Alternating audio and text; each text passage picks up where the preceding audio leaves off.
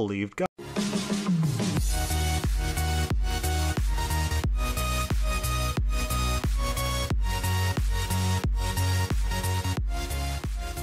Welcome to God is Open. I am your host, Christopher Fisher. Today on God is Open, we are going to be talking about Telic and Ecbatic prophecy. What's the difference? How is prophecy used, especially in the New Testament? I mean, you have the Gospel of Matthew, and it's just filled with, so that this will be fulfilled. We're going to go through a few of these, and we're going to go turn to their references, and we're going to figure out how prophecy is used in the New Testament, often by Jesus, the apostles, even Paul, just the Jewish mindset in the day, and how they use prophecy to prove their theology. I remember in college, I was at this Bible study group, and the pastor who was leading the Bible study, he pulls out this big, thick paper, like there's probably 10 papers in this little bundle, and he says, these are all the prophecies that were fulfilled through Jesus, and that is how we know Jesus is the Messiah, Jesus is real. But I've often wondered about that, because a lot of those prophecies, if you turn back to those references, they're absolutely not prophecies. You can't detect any prophecy there. And this, to no end, frustrates critics of Christianity. Everyone should go out and they should buy the book Atheism, The Case Against God. And this is by George H. Smith. And he writes, in addition to this, he's talking about prophecy here, and he's talking about an intentional mistranslation of maiden or young woman or virgin of the Isaiah 7:14 passage. But he says, in addition to this, the entire intent of the Old Testament passage has been mutilated by the author of Matthew. It is evident to anyone who cares to examine the entire context of Isaiah 7:14. Taken in its full context, beginning with 7:1, this child is meant to be a sign to Ahaz, king of Judah, that he will not be defeated in battle by Pekah, king of Israel, and Rezin, king of Syria. The birth of this child is reported in chapter 8 of Isaiah. In no way can it be construed as a reference to the future birth of the Messiah, much less the birth of Jesus 750 years later. The author of Matthew was very free in ignoring context. Yeah, we turn back and we read Isaiah, and everything that George H. Smith says is true. This does not look like a prophecy of a future birth of a Messiah. The child is born in the context. This is definitely a prophecy to the people of that time for social political events at that time. This is not a prophecy. And so how is Matthew using this? Why does he think he could get away with using this quote to predict, to prophesy the birth of Jesus? Reading Matthew's words, and all this took place to fulfill what the Lord had spoken by the prophet. Behold, the virgin shall conceive and bear a son, and they shall call his name Emmanuel, which means God with us. Matthew is using this in context of Joseph's conversation with an angel about Christ's birth, Jesus' birth. George H. Smith continues, for another astounding prophecy, turn to Matthew 2:15, which refers to Jesus' alleged flight into Egypt to escape Herod's mass slaughter of the children. A slaughter, incidentally, for which there is no corroborating historical evidence, even among the writings of the Jewish historian Josephus, who reported the atrocities of Herod in meticulous detail. Joseph and Jesus remained there until the death of Herod. We're quoting now Matthew. This was to fulfill what the Lord had spoken by the prophet, out of Egypt I have called my son. Observe the context of this prophecy, and prophecies in quotes, which was taken from Hosea 11:1. When Israel was a child, I loved him, and out of Egypt I called my son. This passage and those that follow clearly indicate that the son refers to Israel during its exodus from Egypt, such as Exodus 4:22. Where Israel is again referred to as God's son. This prophecy, quotes, refers to a past event. The author of Matthew, who would have us believe that Hosea 11:1 predicts a future event, is again very brazen in his distortion. These are only two examples out of many similar cases. Time and time again, Old Testament passages are distorted, misinterpreted, and quoted out of context in an attempt to manufacture prophecies for Jesus. We'll continue quoting George H. Smith. Christians sometimes counter these objections by arguing that the cited Old Testament passages have a double meaning. One for the time in which they were written, and another long-range esoteric meaning. But this ruse is obviously a feeble attempt to escape critical evaluation. If when we object to an alleged prophecy, the Christian replies that the New Testament writer knew what he is doing, even if we do not, we then leave the realm of reason and enter the domain of faith. The Christian asks us to accept the legitimacy of these prophecies on faith, on the testimony of the person who uses them as prophecies. This permits the New Testament writers to extract any Old Testament passage at will, distort it beyond recognition, and then claim the sanction of divine inspiration. In this event, prophecy is reduced to arbitrary decree and thus loses its argumentative impact. Does everyone see why I love this book by George H. Smith? He also attacks very vehemently the negative attributes of God as being just mindless, So I like quoting him. I love this book. It should be pretty cheap if you get it on Kindle or something like that, or even a hard copy. It's been out for a while, since the 80s or the 60s or something like that. But George H. Smith's point is this, that we cannot point to these prophecies as legitimate prophecies. These don't predict anything. In context of the Old Testament, they don't predict anything. And if they are legitimate prophecies, the New Testament writers could have just picked any random sentence from the Old Testament to try to use similar prophecies. We'd have no way to tell. There's no way that we have any indication that these are prophecies in the original text, which is being quoted in the New Testament. George H. Smith has a point. When I debate non-Christians about the legitimacy of Jesus' prophecies, I don't turn to these Matthew passages. That is a failing endeavor because they will easily, if they have any bit of education, they will see through these attempts to use those prophecies as legitimate prophecies predicting Jesus. Isaiah 53, that's probably a way better one, although there are certain scholars who even think that is more of a near prophecy, like not an actual prophecy about Jesus. So how does a Christian respond to George H. Smith? He's got really good points. We turn to the text. Emmanuel was the sign for a king at that time, and the kid was born in the next chapter. It's not like this kid wasn't born and we're waiting for him to be born still, something like that. This sign happened as predicted to the people for whom it was predicted. It's done and gone. The sign is over. The solution is to put ourselves back in first century Jewish mindset. How did the Jews use prophecy? How did Matthew use prophecy? How did Paul use prophecy? How did they use these passages from the Old Testament? Paul does this too. Often, the remnant in the Old Testament, that's the remnant of Israel. God's going to come and he's going to destroy a bunch of Jews. And the ones left over, this is the remnant. And in Romans 9, Paul says that there's this remnant, but those are the Gentiles. And he tries to make passages in Hosea about Gentiles. They're just not about Gentiles. They're about the Jews. So why does he think his audience, his hostile audience, his audience in Romans, they didn't believe what he was trying to tell them? He has to write in very precise terms. He has to build a detailed argument. He uses very strong terminology. I am not lying. Why would they believe him when he's quoting, doing these near quotes of the Old Testament, and he's switching around the concepts? He's changing the concepts. It's not a direct quote from the Old Testament. Here's the answer. The ancient Jewish culture was not Greek. They weren't looking for Nostradamus predictions of the future. World War I's going to happen like this. This many people are going to die. This exact number. No, they were looking for patterns, trends. They were looking for parallel events because things work cyclically. Things are going to work in patterns.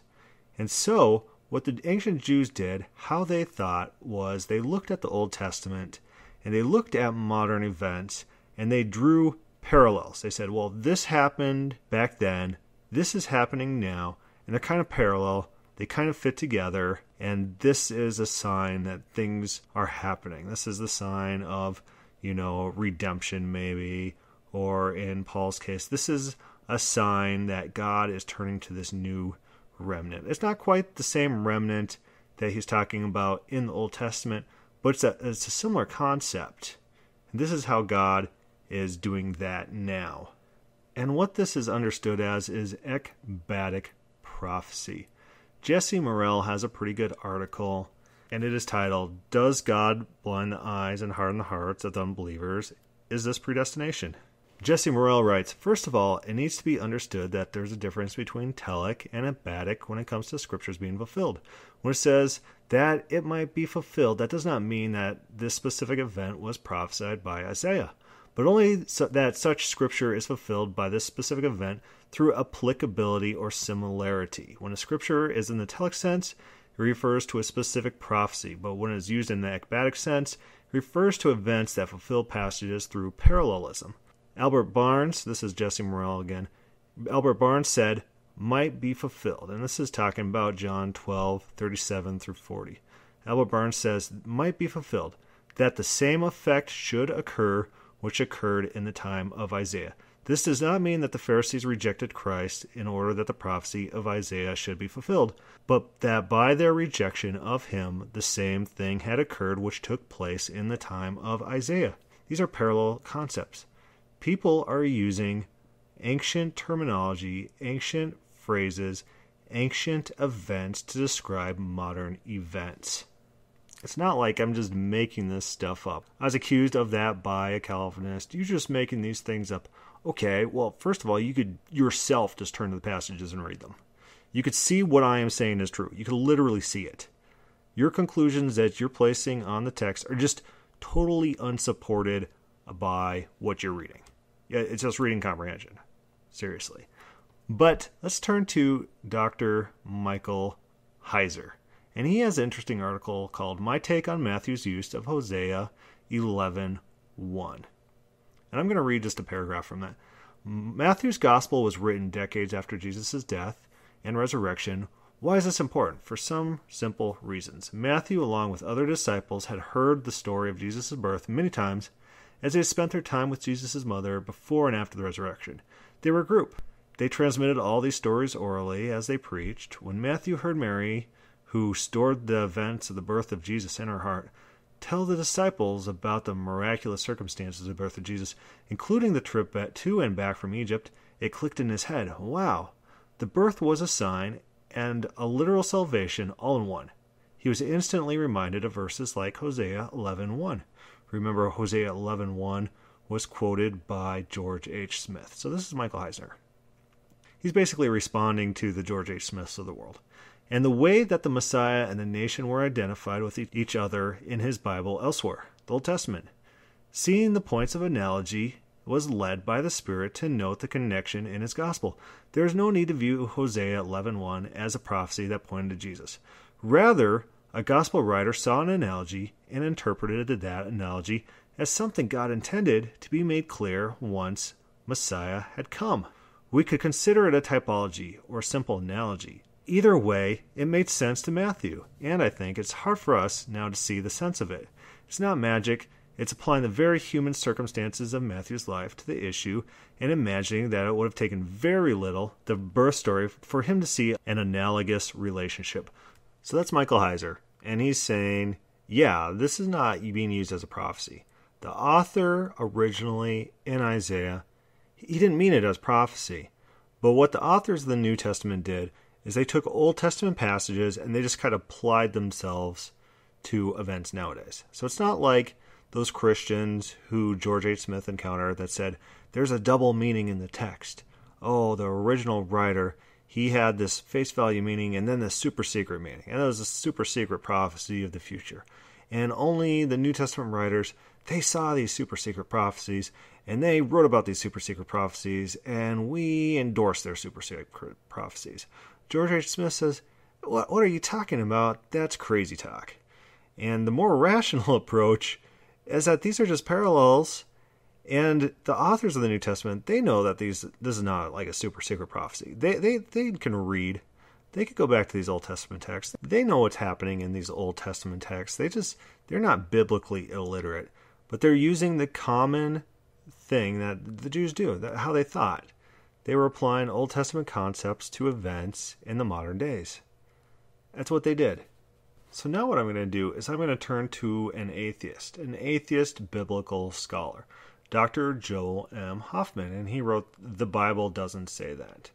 And that's a decent book. I suggest people, they could read it or they could read his blog. He's got a lot of the same topics on his blog that he has in his book.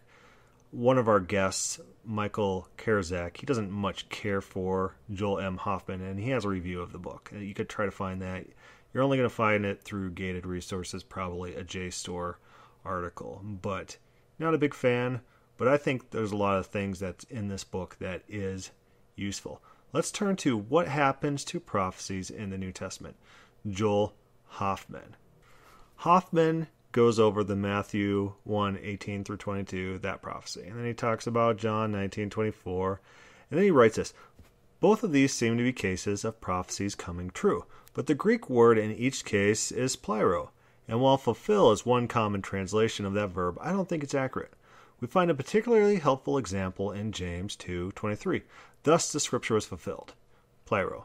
That says, Abraham believed God, and it was reckoned to him as righteousness, and he was called the friend of God. So this is James, and he's quoting the example of Abraham and God and righteousness. And it's funny how James uses this verse, because he uses this passage and he uses it in pretty much an opposite sense. This is just me editorializing right now. He uses it in a basically opposite sense that Paul uses, and I cover this in one of my articles. But back to the text in question. Hoffman writes, the theological argument in James 2, commonly summarized as faith without works is dead, is complex, but the outline of these few verses is easy enough to follow. I'm going to kind of skip forward a little bit. We should be clear. Genesis 15:6 is not a prophecy. It describes the past, so it cannot come true in the future any more than it rained yesterday can come true in the future. Yet we find the Greek word pleiro here, and most translations therefore blindly translate Scripture was fulfilled, even though this is not the case of a prophecy being fulfilled at all.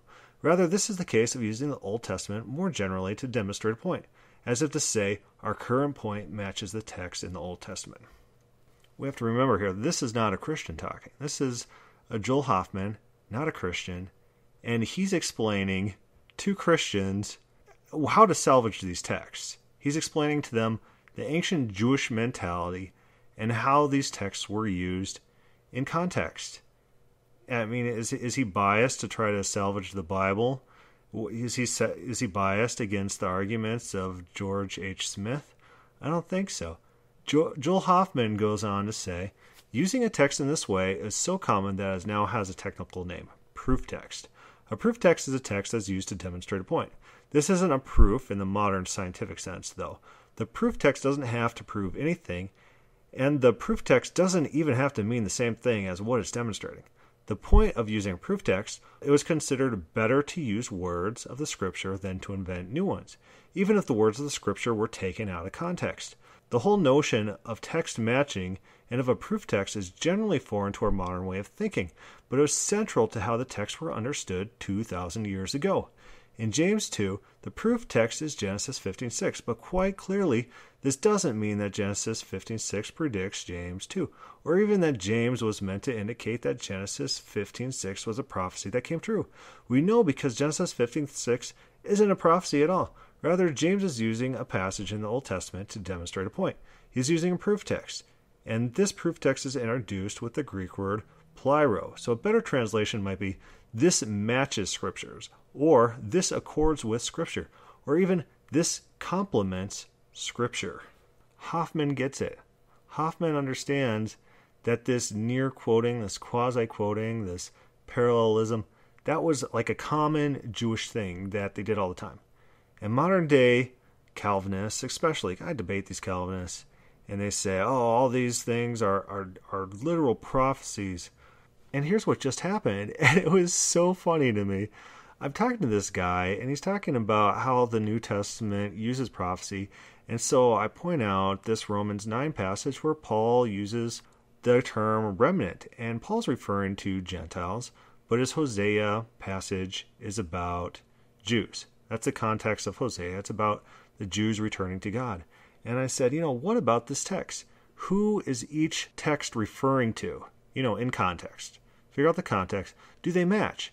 How is he using this prophecy? The Calvinists, of course, they don't want to answer these things because it's pretty plainly obvious that this is not like a literal quotation in context of an Old Testament passage. It's just not. So what does he do? He turns, this is funny, to Matthew 1:18 through 22. The prophecy, we already talked about this. This is the prophecy of Emmanuel. And he says, well, let's talk about this prophecy instead. I'm like, okay, let's talk about this prophecy. Turn back to Isaiah 7. What is this prophecy referring to? It's not referring to Jesus. Your own proof text, the proof text that you use to prove your point, proves the opposite. It's like, do you even think about these things before you say them? It's just incredible to me. So who do we have so far? We got Jesse Morrell, well-known open theist. I even have an article on it. I don't know if I consider myself like a well-known open theist. Maybe. We got Michael Heiser. He's really well-known. And then we got Joel Hoffman. And all of them are saying the same thing. That there's these different types of prophecies. And they're not exact prophecies. They're just parallels. And so, I'm looking for more people who agree with this view. I put it into Google. And there's this book by Milton Spencer Terry, and it's called Biblical Hermeneutics. And this actually goes over Ecbatic and Telic prophecies as well, just kind of talking about the differences between it. And here's a funny quote. This is who George H. Smith is referring to. And the author, Terry, he says, Bengal, commenting on the words in Matthew 1:22, observes, whenever this phrase occurs, we are bound to recognize the authority of the evangelists, and however dull our own perception may be, to believe that the event that they mention does not merely chance correspond with some ancient form of speech, but was one which had been predicted, and which the divine truth was pledged to bring to pass at the commencement of the new dispensation.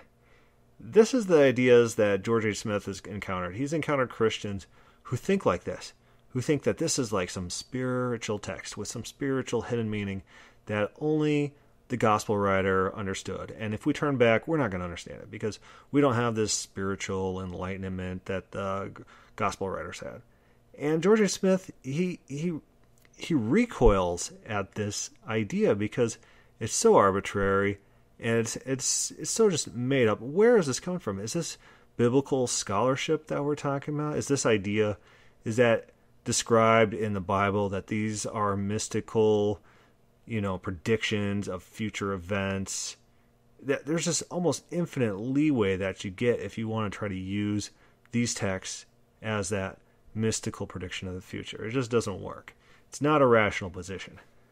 And this book really shows that some biblical scholars, they understand Telic and Ecbatic prophecy, but they are just so focused in what they want to bring to the text that they're just going to kind of force these ideas onto the text where it's not warranted at all. And I'll tell you what they're doing. It's just like James Wyatt when he wants to use the I am passages with Jesus saying I am. He wants to use that as some sort of Jesus claiming to be the I am of Exodus 3:14. That's just not what's happening. It's just Jesus saying that he is the Messiah. That's the idea that Jesus is communicating. It's not some mystic. It's not like every time someone says I am, they're talking about some metaphysical nature of God. And that's what James White thinks about the Exodus 3:14 passage. He thinks it's all crazy metaphysics, and that Jesus was claiming to be those metaphysics, even though he acknowledges that Jesus was not omniscient. It's just this weird view that he has. But it's not like that. And he wants to take those passages as that. And one of his arguments is literally that if we give up those ideas, those prophecies, then we're giving up arguments for Jesus as God. That's his argument. His argument is not based in a textual analysis. It's based on the moralistic fallacy that, we don't kind of like what's going to happen if we give up these arguments. So we're going to try to just salvage these arguments. And they might be bad arguments, but we really need them to prove our other theology over elsewhere. That's a terrible reason to try to salvage an argument. That's a terrible reason to say, let's hold on to this and just discard other views, discard more rational views, because we really need this as an argument, because we can't argue as forcefully without these texts. Terrible argument. Moralistic fallacy. And I'm sure there's other writers who talk about the differences between these two types of prophecy. I'm sure that Gordon Olsen, I don't know very much of Gordon Olsen's work, but I'm sure he makes the distinction because all the people who really like him, they really understand the difference, and they really understand the arguments that surround this idea. I don't know. If anyone wants to send those Gordon Olsen references to me, I'll definitely look at them. The last thing I want to cover is how different authors of the Bible use the exact same instances, and they use it in different fashions. And we find this in the contrast between James and Paul. I'm going to read a quick passage by Reza Aslan. He's a Muslim scholar who wrote Zealot, The Life and Times of Jesus of Nazareth. And he writes, James offers a telling example, one that demonstrates that he was specifically refuting Paul in his epistle. Was not Abraham our father justified by works when he offered up his son Isaac on the altar? James says, alluding to the story of Abraham's near sacrifice of Isaac at the behest of the Lord. Genesis 2:9-14. This is James now. You see how faith went hand in hand with Abraham's works, how it was through his works that his faith was made complete. Thus what the scripture says was fulfilled. Abraham believed God, and it was reckoned to him as righteousness, and he was called a friend of God. James 2:23. What makes this example so telling is that it is the exact same one Paul uses in his letters when making the exact opposite argument. What then are we to say about Abraham our father according to the flesh, Paul writes. For if Abraham was justified by works, he has something to boast about, though not before God. Rather, what does Scripture say? Abraham believed God, and it was reckoned to him as righteousness. Aslan says, James may not have been able to read any of Paul's letters, but he was obviously familiar with Paul's teaching about Jesus. The last years of his life were spent dispatching his own missionaries to Paul's congregations in order to correct what he viewed as Paul's mistakes. The sermon that became his epistle was just another attempt by James to curb Paul's influence. Judging by Paul's own epistles, James' efforts were successful, as many among Paul's congregations seemed to have turned their backs on him in favor of the teachers from Jerusalem. People could take Aslan with a grain of salt. I mean, he's a Muslim scholar, he's not a Christian. So figure out what he's saying. He's saying Paul and James use the exact same example, but they use it for opposite points. Paul talks about Abraham being justified by faith alone, and James uses it with this faith is hand in hand with works.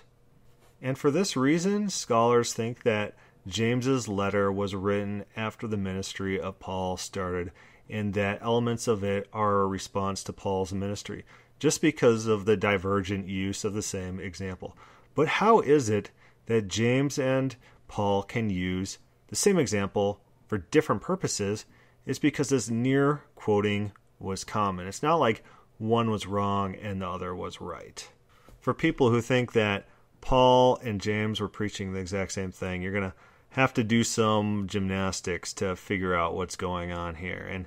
And believe me, I've read plenty of stuff that have tried to do that. So if you don't think this is a valid example, that's fine. But this biblical scholar, Reza Aslan, he sees it and he points it out. This is a problem, and as Christians, we need to address it, and we need to try to understand it. I think the best way to understand this is through dispensationalism. James and Paul had separate ministry. James to the circumcision and Paul to the uncircumcision. Sometimes those overlapped, and sometimes those caused tension. And we really need to pay attention to what's happening in both Acts 15 and Acts 21, the dynamics between Paul and James. And Peter kind of acts as an intermediary, kind of acts as a go-between. If we read Galatians, that's fairly evident. But there's our solution. People could use the exact same passage for opposite effect because near quoting was a real thing. And the Jews believed in this near quoting, this parallelism, this historic retelling, this historic cyclical event. They believed in it, and that's how they used prophecy. It wasn't this Greek idea. It wasn't this, I predict 7 people will die in 3 minutes, and then it happens exactly like. No, that's not what they're looking for. They didn't have this weird mindset that the modern Christians have, where all prophecy needs to come through to a T, and it's not the Jewish mindset. If you have any questions or comments about this podcast, feel free to put that on the God is Open webpage, or start a thread on the companion Facebook page, God is Open. Thank you for listening.